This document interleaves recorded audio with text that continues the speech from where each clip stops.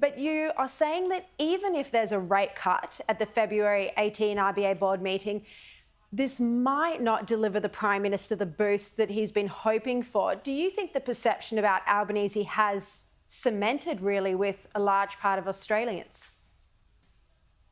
Yeah, so I did some analysis recently, Sharri, looking back at all rate cuts and rate hikes 12 months out from an election or in an election campaign. And this goes back to the 1990 election.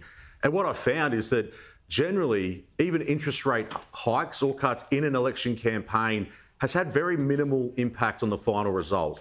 Remember at the 22 election, Scott Morrison and Josh Frydenberg copped that rate hike in the campaign. But it was, like, according to the polls, it was looking like the Morrison government wouldn't survive that election. So I think what the other issue here is that people are just under so much stress and pressure that one rate cut from a 12-year high of 4.35%, even if it's February, if it's April, that's getting really far too late.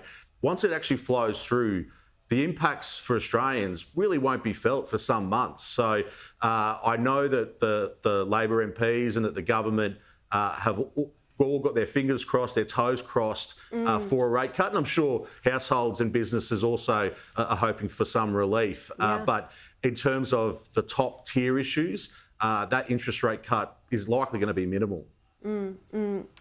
I just want to ask you about the election timing. You're in Canberra, of course, and it's the last day of the parliamentary sitting fortnight.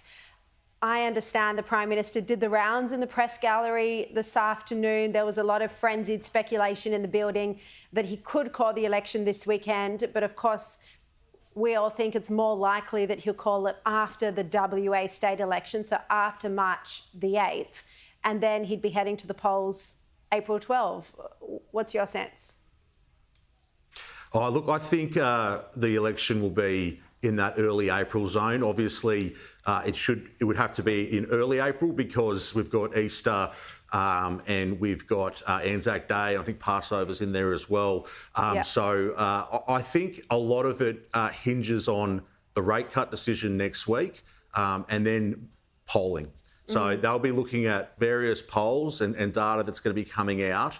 It did have a real feel today that it was the last day of school. I know that some Labor MPs have got boxes to pack up, and Graham Perrott and Brian Mitchell, who are departing Labor MPs, had little shout-outs in question time today. So I think from the government's perspective, from the Prime Minister's perspective, he's going to end up having a minority government, but he's desperate to win. And really, I think timing, could play a really crucial role in that result. Yeah, maybe I'm just surrounded by people who really dislike the Prime Minister, but I'm just finding it harder to see that he'll be voted back in. I understand the argument that Peter Dutton has too much ground to make up, not to mention winning back seats from the Teals, but I just don't see who votes for Albanese, given Labor's primary at the last election was 32%. It was in a historic low then. He's only lost support since then. What do you think? Yeah, so if you look at the historic nature of things, and I know both leaders have, 1931, it was the height of the Great Depression.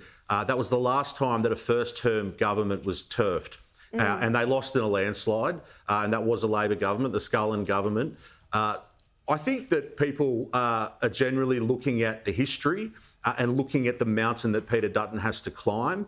I think it's going to be a very interesting result. Obviously, there might be some movement away from the major parties, and that's where the independents and other minor parties will play a role. So I don't think that either of them will get there in a majority sense, but there's going to be massive swings against the government. And, Peter Dutton is going to have to run a really great campaign, get the coalition messaging out, and crucially execute in those strategic seats where they have to win and hold those seats that there are some coalition seats that are vulnerable. So he needs to hold what he's got and then win as many as he can. All right, Geoff Chambers, great to have you on. Thank you so much.